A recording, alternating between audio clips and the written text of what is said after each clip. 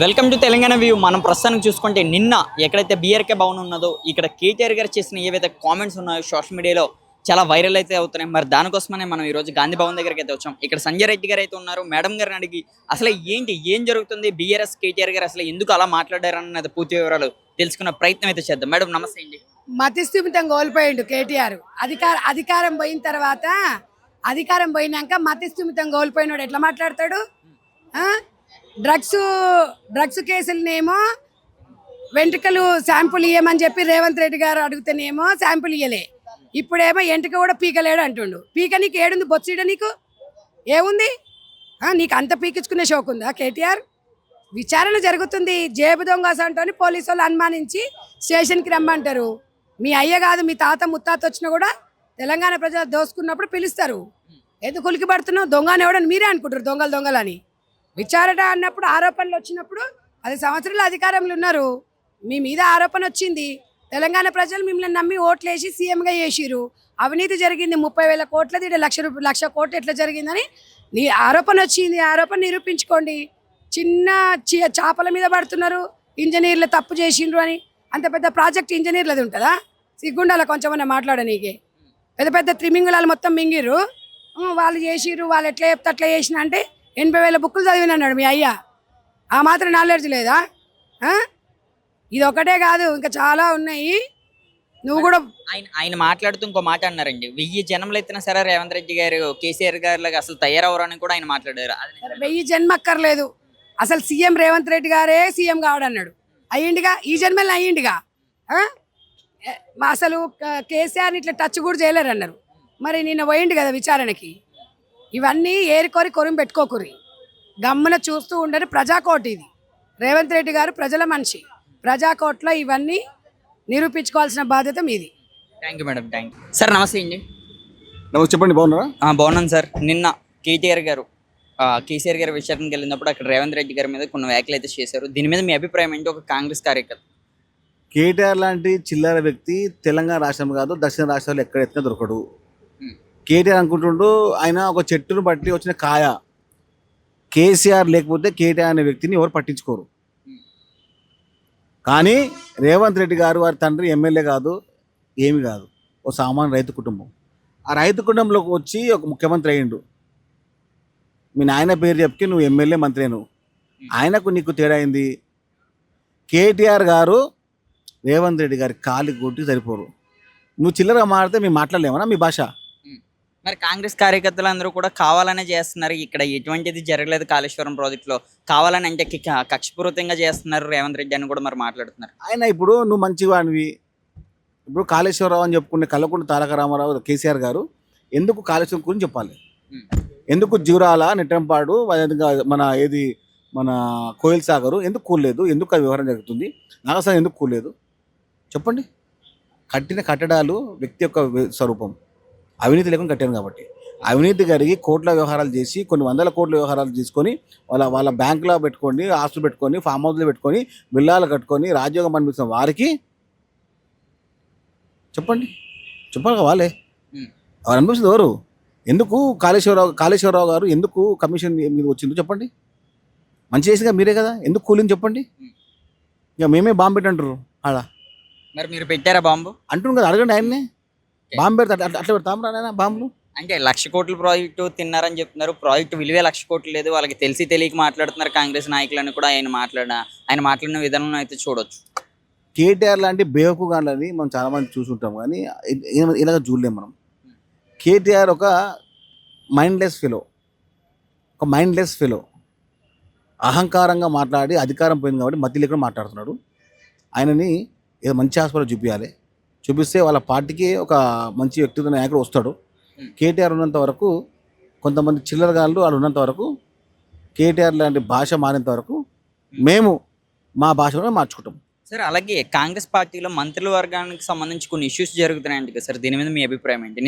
నిజంగానే మంత్రి పదవి కోసం కొట్టుకుంటున్నారు కాంగ్రెస్ నాయకులు? కొట్టుకోరు కాంగ్రెస్ పార్టీ నాయకులు. ఇప్పుడు అడుగుతారు అంతే, కొట్టుకోరు. ఇప్పుడు కాంగ్రెస్ పార్టీ నాయకుడు తన నాయకత్వం కోసం అడుగుతూ ఉంటారు తప్ప కొట్టుకోరు. అంటే కొత్త వాళ్ళకి ఎందుకు ఇస్తున్నారు మంత్రి పదవులు? ఇస్తారు, అట్లా కాదు. బహుజన నాయకత్వం పెంపొందించాలి, బీసీ నాయకత్వం పెంపొందించాలి. మరి దళితులు దళితులు దళితు దళితులు రాజకీయం చేయొద్దా? దళితులు ఎమ్మెల్యేలు మంత్రులు కావద్దా? బీసీలు ఎమ్మెల్యేలు మంత్రులు కావద్దా? చెప్పండి మీరే. రాజగోపాల్ రెడ్డి గారు రీసెంట్ గా ఒక ట్వీట్ చేశారు కదా, ఆ, దానికోసం ఏమంటారు? అట్లేముండదు. ఆయన కాంగ్రెస్ పార్టీ నాయకుడు, ఆయన కాంగ్రెస్ పార్టీ కుటుంబం. ఆయన అంటే కావాలని ఇవ్వట్లేదు మంత్రి పదవి అని కూడా ఆయన అట్లేముండదు. ఇప్పుడు అట్లా ఉండదు. జిల్లా పరంగా ఇప్పుడు జిల్లా ఆల్రెడీ ముద్ద మంత్రులు ఉన్నారు, ఉంటది కావచ్చు, మంచి పదవి వస్తుంది. ఇంకా 3 పదవులు మిగిలి ఉన్నాయి కదన్న, ఈయనకి వచ్చే చెప్పలేము. ముఖ్యమంత్రి గారి ఒక నిర్ణయం ప్రకారంగా సామాజిక సమతుల్యం ఉంటుంది, సమీకరణలు ముఖ్యం ఉంటుంది. చాలా ఇంపార్టెంట్ అది. సార్ నమస్తే అండి. తెలంగాణ రాష్ట్ర సమితి నిజంగా తెలంగాణ రాష్ట్రాన్ని తెచ్చిన పార్టీగా తెలంగాణ రాష్ట్ర సమితికి వాళ్ళ పుట్టగతులు లేకుండా పోయినాయంటే కేటీఆర్ యొక్క అహంకారంతోనే. కేటీఆర్కి ఉన్నటువంటి అహంకారంతో నోటి దురుస్తోనే ఇవాళ ప్రజలలో తీవ్రమైనటువంటి వ్యతిరేకత వచ్చి ఇవాళ తెలంగాణ రాష్ట్ర సమితి అధికారం కోల్పోయింది. నిజంగా రేవంత్ రెడ్డి ఒంటి చేత్తోని ఇవాళ కాంగ్రెస్ పార్టీని గెలిపించి ఇవాళ ముఖ్యమంత్రిగా అయ్యాడు. నీ లెక్క తండ్రి పేరు చెప్పుకొని రాజకీయాలలోకి రాలేదు. స్వతహాగా ఆయన ఒంటి చేత్తోని ఫ్యామిలీ బ్యాక్గ్రౌండ్ లేని కుటుంబం అయినా కూడా ఇవాళ కాంగ్రెస్ పార్టీని గెలిపించాడు. ఆయన ఒక్కడే ఇవాళ మొత్తం రాష్ట్రం అంతా 70 కాన్స్టిట్యున్సీలు తిరిగి వాళ్ళ 63 కాన్స్టిట్యున్సీలతో అధికారంలోకి తెచ్చి ముఖ్యమంత్రి అయింది. ఆయన నీ లెక్క తండ్రి పేరు చెప్పుకొని మంత్రి కాలేదు. ఇక్కడైనా కూడా కేటీఆర్ నువ్వు పద్ధతి మార్చుకో, నీ అహంకారాన్ని వదిలిపెట్టు. ప్రజలు చీదరించుకున్నా కూడా ఇంకా మేము గొప్పలం అని చెప్పుకుంటే మాత్రం ఇక రాబోయే రోజులలో తీవ్రమైనటువంటి నష్టం జరుగుతుంది. ఇంకొకసారి రేవంత్ రెడ్డి గారిని కానీ కాంగ్రెస్ పార్టీని కానీ పల్లెత్తు మాట అంటే మాత్రం కాంగ్రెస్ పార్టీ కార్యకర్తలు సహించేది లేదని చెప్పి కూడా ఈ సందర్భంగా హెచ్చరిస్తారు. సార్ మరో విషయం అండి, ఇప్పుడు కేసీఆర్ గారికి విచారం అయిపోయిన తర్వాత ఆయన జైలుకి పంపించే అవకాశం ఉందండి. ఈ విచారణ కంప్లీట్ అయిన తర్వాత మీ అభిప్రాయం, ఆయన జైలుకి వెళ్ళే అవకాశం ఉందా కేసీఆర్ గారు? అది కోర్టులు చూసుకుంటాయి, అది మనం చెప్పరాదు కదా. Court will decide, judge will decide, తర్వాత కమిషన్ విల్ డిసైడ్. వాళ్ళు జైలుకు పంపుతారా, ఇంటికి పంపుతారా, ఫామ్ హౌస్కి పంపుతారా, అది వాళ్ళు డిసైడ్ చేస్తారు. అది మన పరిధిలోది కాదు. మాట్లాడడం కూడా కరెక్ట్ కాదు, మీరు అడగడం కరెక్ట్ కాదు. మరి ఆయన మాట్లాడుతూ కూడా ఒక మాట అన్నారు కేటీఆర్ గారు, కాంగ్రెస్ కార్యకర్తలు ఎమ్మెల్యేలు అవ్వచ్చు, ఎవరైనా సరే జనాల్లోకి వెళ్ళి కనిపిస్తే జనాల్లో కొట్టే పరిస్థితులు ఉన్నారు, జనాలకి ఎటువంటి హామీలు కూడా నెరవేర్చలేదని కూడా మాట్లాడుతున్నారు. మీరు ఒక ఎక్స్ ఎమ్మెల్యేగా మీరు దీనికి ఇచ్చే సమాధానం ఏంటి? 3.5 సంవత్సరాలు ఇంకా ప్రజలు ఇచ్చారు సమయం. ఈ 5 సంవత్సరాల కాలం లోపల 6 గ్యారెంటీలు నెరవేరుస్తామని చెప్పి మాట ఇచ్చి అధికారంలోకి వచ్చినటువంటి పార్టీ కాంగ్రెస్ పార్టీ. ఇంకా 3.5 సంవత్సరాలు ఉన్నది. ఇప్పటికే ఈ సంవత్సరంన్నర కాలం లోపల 18 మాసాల కాలం లోపల ఎన్నైతే నెరవేర్చాలనో అన్ని హామీలు నెరవేర్చినాం. ఇవాళ ప్రజల్లోకి పోతే మిమ్మల్ని కొడతారా, ఇవాళ కాంగ్రెస్ పార్టీని కొడతారా అనేది ప్రజలు నిర్ణయించుకుంటారు. ఒకసారి పోయి చూడండి, ప్రజలలోకి పోయి చూడండి. ఇవాళ కేసీఆర్ కమిషన్ ముందుకు పెడితే ఆర్గనైజ్డ్గా అక్కడ బీఆర్కే భవన్ దగ్గర మీరు ప్రజల కార్యకర్తలను సమీకరించారు. కానీ ఎక్కడైనా పాత 10 జిల్లాలు, కొత్త 33 జిల్లాలో ఎక్కడైనా నిరసనలు జరిగినాయా అంటే మీకున్నదా? ప్రజలలో ఉంటే ఇవాళ కేసీఆర్ కమిషన్ ముందటికి తీసుకుపోతే ఇవాళ అగ్గి పుట్టాలి. పుట్టిందా అగ్గి? ఇక్కడ డబ్బులు ఇచ్చి ఆర్గనైజ్డ్గా బీఆర్కే భవన్ దగ్గర ప్రజలను కార్యకర్తలను జమ చేసి ఇది హంగామా సృష్టించింది. నేను వచ్చిన 10,000 మంది కూడా డబ్బులు ఇస్తేనే వచ్చారా? మొత్తం డబ్బులు ఇస్తాను ఆర్గనైజ్డ్. ఎందుకంటే నేను కూడా వచ్చింది అదే పార్టీ నుంచి కనుక ఆర్గనైజ్డ్. ప్రతి దానికి డబ్బుతోనే టీఆర్ఎస్ పార్టీ లోపల జరిగే ప్రతి కార్యక్రమం డబ్బుతోని. ఇప్పుడు బీఆర్ఎస్, అది టీఆర్ఎస్. ఇప్పుడు బీఆర్ఎస్ అని చెప్పుకుంటున్నారు, దానికి గోత్రం మార్చుకున్నారు కనుక దాన్ని ప్రజలు చీదరించుకున్నారు. మళ్ళీ నా నోటితో నేను బీఆర్ఎస్ అని ఎట్లట? బీఆర్ఎస్కు నాకు పేగు సంబంధం లేదు. నాకు పేగు సంబంధం ఉంది టీఆర్ఎస్తోని, బీఆర్ఎస్తో కాదు. ఉండే టీఆర్ఎస్తో కనుక అది ఎన్నటికీ టీఆర్ఎస్ఏ. ఎటురా ఆ తెలంగాణ పదాన్ని తీసేసారు, గోత్రాన్ని మార్చుకున్నారు కనుక ప్రజలు తొక్కి తోలు తీసారు. సార్ మరో విషయం అండి, మీరు గతంలో నుంచి కూడా ఆ పార్టీలో ఉన్నారు. అలాగే ముఖ్యంగా కవిత గారు ఇప్పుడు కొత్తగా జాగృతి అని పెట్టారు. అంటే ఇప్పుడు హరీష్ రావు గారికి కేటీఆర్ గారికి అపోజిషన్లో వెళ్ళే అవకాశం ఉందా, లేకపోతే ఆమె కావాలనే ప్రజలకు మంచి కోసం అని చేస్తున్నారు? ఉద్యమకారులకు ద్రోహం చేసిన దాంట్లో కూడా కవితది ప్రముఖ పాత్ర ఉంది. సంతోష్ది ఎంత ఉందో, కేటీఆర్ది ఎంత ఉందో, హరీష్ రావుది ఎంత ఉందో అంతే పాత్ర ఇవాళ కవితది కూడా ఉంది. కనుక ఉద్యమకారుల ఉసురు తలిగి కవితకి ఈ పరిస్థితి వచ్చింది. ఎర్రవెల్లికి పోతే తండ్రి మాట్లాడని పరిస్థితి వచ్చిందంటే ఉద్యమకారుల ఉసురు తలిగింది. రేపు కేటీఆర్కు తలుగుతుంది, సంతోష్కు తలుగుతుంది, హరీష్కు తలుగుతుంది, చిట్ట చివరకు కేసీఆర్ కూడా తలుగుతుంది. ఉద్యమకారుల ఉసురు ఎవరు జైలుకు పోయినంటే వాళ్ళకి వెళ్ళి నేను 32 రోజులు జైలుకు పోయినా. మీరు నేను 32 రోజులు హిల్ స్టేషన్లో జైలుకు పోయినా. ఆదిలాబాద్ జిల్లాలో 4 జైలు ఉంటాయి. Lakshapet jail, Asifabad jail, Adilabad jail, Nirmal jail. ఒక్క నిర్మల్ జైలు తప్పితే ఆసిఫాబాద్లో 3 రోజులు ఉన్నా జైల్లో. లక్షపేట లోపల ఒకరోజు 24 గంటలు ఉన్నా. మొత్తం కేసులు నా మీద 85 కేసులు బనాయిస్తే 32 రోజులు నన్ను ఆదిలాబాద్ జైలు లోపల బంధించినటువంటి పరిస్థితి. పోయిందా కేటీఆర్, పోయిందా కవిత, పోయిందా హరీష్ రావు? వాళ్ళకి ఎందుకు పదవులు? ఒక్కసారి ఇవ్వగానే రెండోసారికి టికెట్ నమ్ముకున్నారు. అందుకే ఉద్యమకారులు ఉసురు తల్లి. నా అటువంటి ఉద్యమకారులు ఇంకా నా అదృష్టం ఒకసారి నాకు ఎమ్మెల్సీ అయినా. కానీ అటువంటి ఉద్యమకారులు ఎంతోమంది ఉన్నారు అక్కడ. వాళ్ళు కనీసం ఇవాళ వేసుకున్నట్టు బట్టలు లేవు. నీ ఉద్యమం స్టార్ట్ చేసినప్పుడు వాళ్ళ వయసు 20 సంవత్సరాలు. నీ ఉద్యమం అయిపోయి ఇవాళ ప్రభుత్వం వచ్చేటప్పటికి వాళ్ళ వయసు 34 సంవత్సరాలు. వాళ్ళకు పెళ్లి కాలేదు, వాళ్ళకు పిల్లని ఇవ్వలేదు, వాళ్ళు వ్యాపారం చేసుకునే వయసు దాటిపోయింది. ఇవాళ బట్టలు లేకుండా రోడ్ల మీద బిచ్చగాళ్ళ లెక్క తిరుగుతుంటే మీరు 1000 రూపాయలు లేని వాళ్ళు 1000 కోట్లకు మీరు ఎదిగారు. తెలంగాణ వచ్చింది ఆ నలుగురు కోసమే తప్పితే ఇవాళ తెలంగాణ ప్రజల కోసం రాలేదు. తెలంగాణ ప్రజలు చేసుకున్నటువంటి దురదృష్టం ఏంటంటే 2014 లోపల టీఆర్ఎస్కు బదులు కాంగ్రెస్ పార్టీని గెలిపించి ఉంటే ఇవాళ రాష్ట్ర పరిస్థితి ఇంత అధ్వానంగా ఉండకపోతుంది. ఇప్పటికైనా కూడా ఇవాళ రేవంత్ రెడ్డి గారి నాయకత్వం లోపల అంచెలంచెలుగా రాష్ట్రాన్ని ముందుకు తీసుకెళ్లేందుకు ప్రయత్నం జరుగుతున్నాయి. సార్ మరో విషయం అండి, ఇప్పుడు కేవలం కవిత గారు కొత్త పార్టీ పెడితే కార్యకర్తలు అలాగే ముఖ్యంగా మీరు గతంలో ఉన్న వాళ్ళు వీళ్ళు ఎవరైనా సరే వెళ్ళే అవకాశం ఉందా? కవితకి సపోర్ట్ చేసే అవకాశం ఉందా? కవితను ఎవ్వరూ నమ్మరు. ఆమె ఒక మహానటి. మరి జాగృతిలో ఎందుకని మళ్ళీ జాగృతి స్టార్ట్ చేసిన కొత్తగా ఒక ఆఫీస్ పెట్టారు. సార్ మరో మాట అయితే వచ్చింది, పాత వాళ్ళని ఎవరిని కూడా పిలవట్లేదు, ప్రతి ఒక్కరిని కూడా కొత్త వాళ్ళని జాగృతిలోకి లాగుతున్నారని కూడా మాట్లాడారు. చూడండి, జాగృతి ఉద్యమం లోపల జాగృతి పెట్టింది. ఉద్యమం లోపల అందరూ కూడా జై తెలంగాణ అనే పరిస్థితి ఉండే. అప్పుడు తెలంగాణ ఉద్యమ ప్రస్థానం లోపల జాగృతిని పెట్టింది కనుక అప్పుడు ఆమె వెంట మంది ఉండ్రి.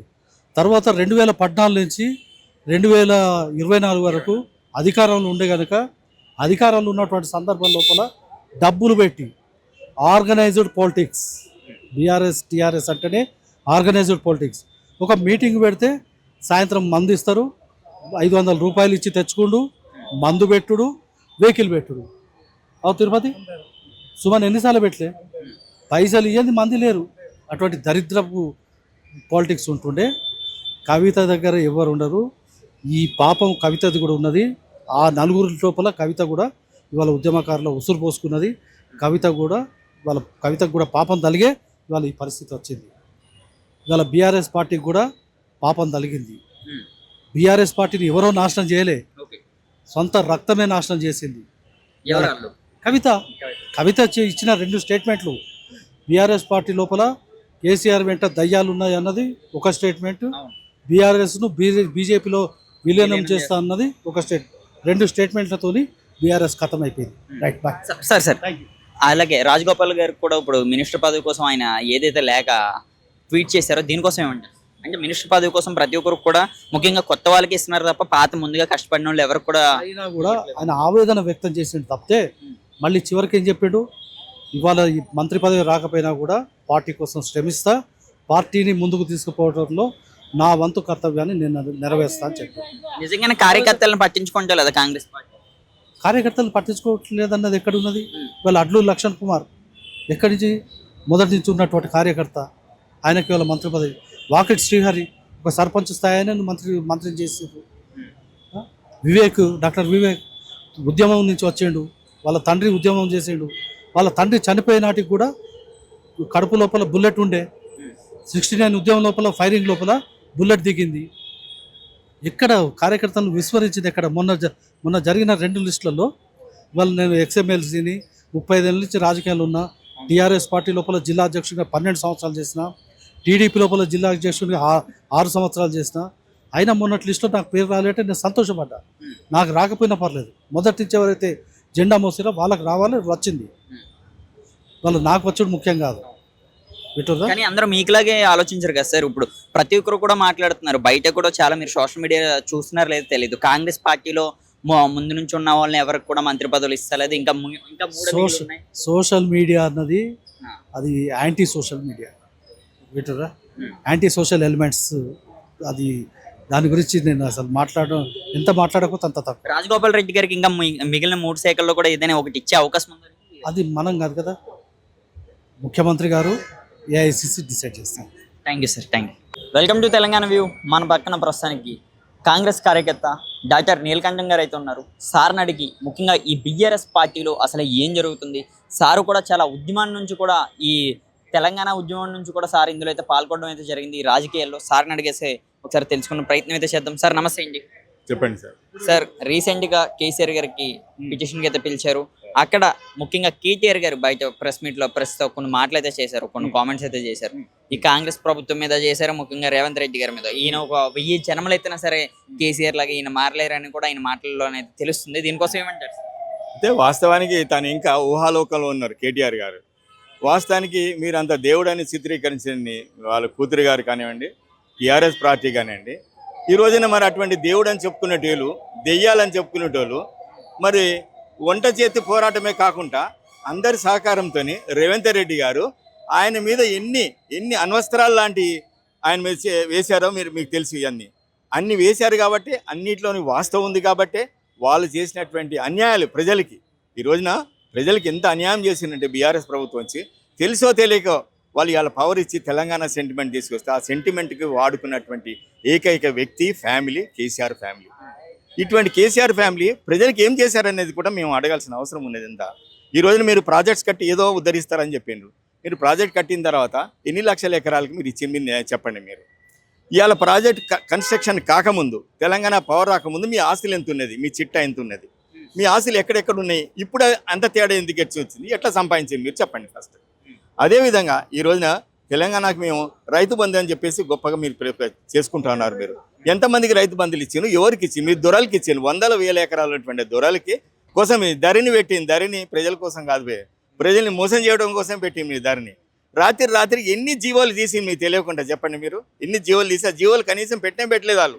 ఈరోజు చెప్తా ఉన్నారు ఇవాళ కులగన్నం చేసినామని చెప్తున్నారు. కులగన్నం చేసి మీ ఇంట్లో పెట్టుకుంటారా? మీరు ఎక్కడ చెప్తున్నారు మీ వెబ్సైట్లో పెట్టుకున్నా అని చెప్పేసి. కేవలం కులగన్నం చేసింది మీ స్వార్థం కోసం. కులగన్నం చేసి మీరు ఎంతమంది శాతం వచ్చిందో వాళ్ళందరికీ ఏమైనా ప్రయోగం చేసిందా? మీరు ఏమైనా ఇచ్చారా, బెనిఫిట్ ఇచ్చిందా? అది చేసిన తర్వాత మీరు 42% తీసుకొచ్చి 22% చేస్తారా? ఇంత దుర్మార్గం పరిపాలన అండి. అంటే బీసీలు ఎస్సీలని హక్కులు తీసేసేటోళ్ళని మిమ్మల్ని పవర్లో ఉంచుతారా అనుకున్నారా? ఇంకా కలలుగా అంటున్నారా మీరు? ఈ రోజున మీరు చేసిన ఇవాళ చెప్తున్నారు మేము ఎంతో పెద్ద నీతివంతులని. ఇవాళ మేము పూలే బొమ్మ పెట్టమంటానమ్మా. పూలే బొమ్మ పెట్టానందుకు నీవు పరిపాలన చేసిన 10 సంవత్సరాలు నువ్వు ఏం చేసినావు? మీరు ఏమైనా చేసిందా? మీరు ఉన్న బీసీలు నాశనం చేసిండ్రు. అంటే మళ్ళీ అగ్రవర్ణాలతో మీరు ఉన్న 94 ఎమ్మెల్యేలు మీరు ఉన్నది 1%, మరి 50% ఉన్నటువంటి బీసీలకి ఎన్ని సీట్లు ఇచ్చింది చెప్పండి. మీరు గెలిపించిండ్రా? అంటే వాళ్ళకి ఇస్తారు, వెనక నుంచి ఓడగొడతారు. మీరు చేసే రాజకీయం మాకు తెలియదా? ఇన్ని అన్యాయాలు చేసి ఇవాళ బడ్జెట్ని ఎంత నాశనం చేసిందంటే వాళ్ళు ఇవాళ తెలంగాణ వచ్చినటువంటి ఏదైతే ప్రాజెక్టు వల్ల 85,000 కోట్ల నుంచి 1,00,000 కోట్ల వరకు ఇవాళ అప్పులు చేసి కట్టండి. 7 లక్షలు అప్పు ఇచ్చిపోయినండి మీరు. ఇవాళ 7 లక్షల అప్పుతో కూడా రేవంత్ రెడ్డి గారు ఇలా నేతృత్వంతో ఇలా పరిపాలన చేస్తున్నట్టు చాలా గొప్పవాడు చరిత్రలో. సార్ ఇప్పుడు ఈ విషయంలోనే ముఖ్యంగా కేసీఆర్ గారు వాళ్ళ అమ్మాయి జాగృతి పెట్టారు కదండి. కేసీఆర్ గారు వాళ్ళ అమ్మాయి కవిత గారు ఈ జాగృతి కోసం ఏం చెప్తారు? ఒకవేళ జాగృతి నుంచి ఆమె బయటకు వస్తే కాంగ్రెస్ లోకి తీసుకునే అవకాశం ఉంది? ఎట్టి పరిస్థితుల్లో ఆమె కాంగ్రెస్కి రాదు. ఇదంతా బయట ఊహాగానాలు. కాంగ్రెస్కి జాగృతి సంస్థ కానీ ఆమెకి వస్తే ప్రజలందరూ రోడ్డు మీద పడి పోరాటాలు చేస్తారు. కాంగ్రెస్ పార్టీని తీసిపారేస్తామని చెప్తారు. ఇలా రేవంత్ రెడ్డి గారు కూడా చెప్పింది, ఇవాళ నేనున్నంత కాలము వాళ్ళకి సంబంధించిన వ్యక్తులు ఎవరు కూడా ఈ పని వాళ్ళున్నంత కాలం అని చెప్తున్నాడు. ఒకవేళ వేరే నాయకత్వం వచ్చినా ఎట్టి పరిస్థితుల్లో కూడా కాంగ్రెస్లో ఈమెను జాయిన్ కాయం. మేము కార్యకర్త, మాకు మోసపోయినాం, దెబ్బతిన్నాం, జీవితాలు నాశనమైనాయి, త్యాగం చేసిండ్రు. ఎక్కడిచ్చిండండి? ఇవాళ ఉద్యమకారులు ఉన్నారు, అంతమంది చనిపోతే వాళ్ళకైనా ఇల్లు ఇచ్చిండ్రా? వాళ్ళకైనా పదవులు ఇచ్చిండ్రా? మీరు చెప్పండి. శ్రీకాంతాచారి అంత త్యాగం చేస్తే ఆ త్యాగం చేసిన తల్లిని వాళ్ళని ఏమైనా గౌరవించిండ్రా? ఇవాళ కాంగ్రెస్ ప్రభుత్వం కనీసం చెప్తుంది వాళ్ళందరికీ ప్లాట్లు ఇస్తాం, వాళ్ళందరికీ ఉద్యోగాలు ఇస్తాం ఎవరైతే చనిపోయినా. వీళ్ళు చేసిండ్రా ఈ 10 సంవత్సరాల్లో? చెప్పమనండి. వీళ్ళు గుండె మీద చేతి చెప్పమని చెప్పండి. వీళ్ళు మనుషులు కాదండి, పరిపాలన నరరూప రాక్షసులు వచ్చిన సోకాళ్ళు దేవతలు, సోకాళ్ళు దేవుళ్ళు. వీళ్ళంతా మనుషులను చంపనందుకు వచ్చింది. ఈ రోజున ఇవాళ దళితులను చెప్పండి, సిరిసిల్లలో ఎన్ని రకాల నాశనం చేసిండ్రో. ఇలా ఫోన్ ట్యాపింగ్ విషయం ఉంది చూడండి. ఎంతమంది ఇవాళ ప్రైవేట్కి సంబంధించిన వ్యవహారాన్ని ఇవాళ బెదిరించి సొమ్ము చేసుకోవడం కోసము వాళ్ళని గెలిపించుకోవడం కోసం, డబ్బులు జమ కోసం ఇంత చరిత్రలో ఇంత హీనమైన రాజకీయం ఎక్కడైనా ఉన్నదా చెప్పండి. ఇటువంటి వాళ్ళు ఇలా కథలు చెప్పి మేము ఏదో చేస్తాం, కాంగ్రెస్లో ఎవరు జాయిన్ కానివ్వరండి. గుర్తించుకోండి, బీఆర్ఎస్ టీఆర్ఎస్ అందరూ ఒకటే. సార్ మరో విషయం ఏంటి, ఇప్పుడు బీజేపీ బీఆర్ఎస్ కూడా కలుస్తుందని అని కూడా కవిత గారు చెప్పారు. దీనికి పాసిబిలిటీ ఉన్నాయి. పైన ఏమైనా కానీ రంగులు వేరైనా లోపల అంతర్గతంగా అంతా ఒకటే. మీ అభిప్రాయంగా ఒకటే అంటారా? ఖచ్చితంగా వాళ్ళిద్దరు ఒకటే. కానీ మరి ఇదే మాటల కోసం మేము బీఆర్ఎస్ పార్టీ ఆఫీస్కి వెళ్తే బీఆర్ఎస్ నుంచి బీఆర్ఎస్ వాళ్ళు మాట్లాడుతున్నారు, బీజేపీ కాంగ్రెస్ ఒకటే అని కూడా వాళ్ళు మాట్లాడుతున్నారు అంటారు. కానీ లోపల అంతర్గతంగా పాలసీ ఉంది. ఆనాడు రైతులు ఏదైతే వడ్లు ఉన్నాయో వడ్ల కోసం కొట్లాడిండ్రు, ఇద్దరు నాటకమే, ఇద్దరు డ్రామాలే. అన్నిట్లోని డ్రామాలో నెంబర్ 1 బీఆర్ఎస్ పార్టీ. డ్రామాలో అబద్ధాలు చెప్పడం నెంబర్ 1 వాళ్ళు. Thank you sir, thank you.